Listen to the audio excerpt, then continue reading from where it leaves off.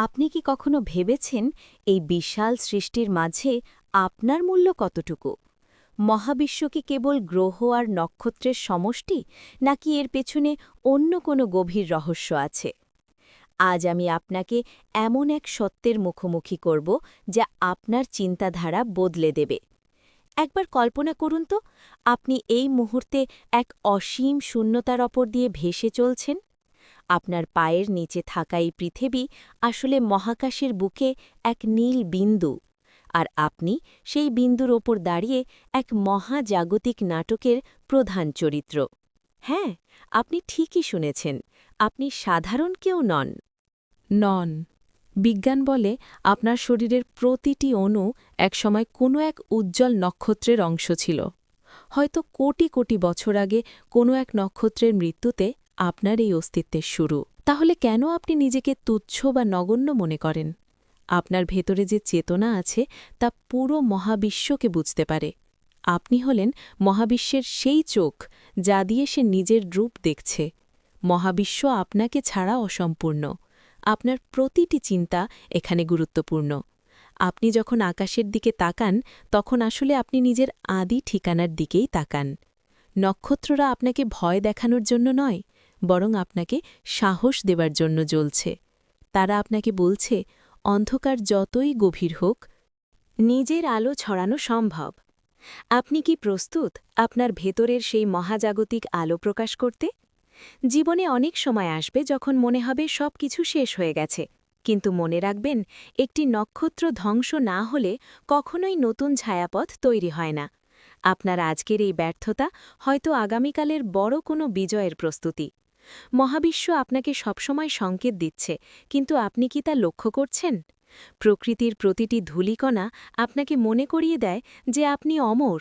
আপনার কাজ, আপনার ভালোবাসা এবং আপনার চিন্তা চিরকাল মহাকাশে প্রতিধ্বনিত হবে। সময় কি আপনার কাছে কেবল ঘড়ির কাঁটা? না, সময় হল এক অন্তহীন প্রবাহ।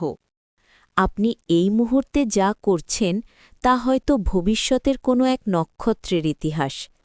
নিজেকে ছোট গণ্ডির ভেতরে আটকে রাখবেন না। আপনার স্বপ্নগুলোকে নক্ষত্র পর্যন্ত পৌঁছে দিন। মহাবিশ্ব বড় কিছু দেওয়ার আগে আপনাকে বড় করে গড়ে তুলতে চায়। তাই ধৈর্য ধরুন এবং নিজের লক্ষ্যের দিকে অবিচল থাকুন। আমরা সবাই একে অপরের সাথে যুক্ত, এক অদৃশ্য শক্তির সুতোয়। আপনি যখন একজনের মুখে হাসি ফোটান, তখন পুরো ব্রহ্মাণ্ড আনন্দিত হয়। পৃথিবীতে আপনার আসার উদ্দেশ্য কেবল বেঁচে থাকা নয়, বরং নিজেকে আবিষ্কার করা।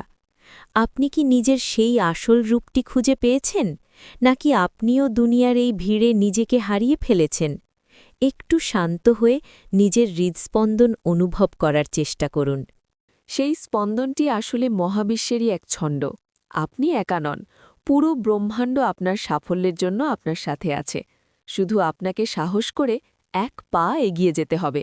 ভয়কে জয় করাই হল মানুষের সবচেয়ে বড় কৃতিত্ব। মহাবিশ্ব আপনাকে হারানোর জন্য নয়, আপনাকে বিজয়ী করতে তৈরি করেছে। আপনার ভেতরে যে শক্তি আছে তা দিয়ে আপনি যে কোনো বাধা ভাঙতে পারেন।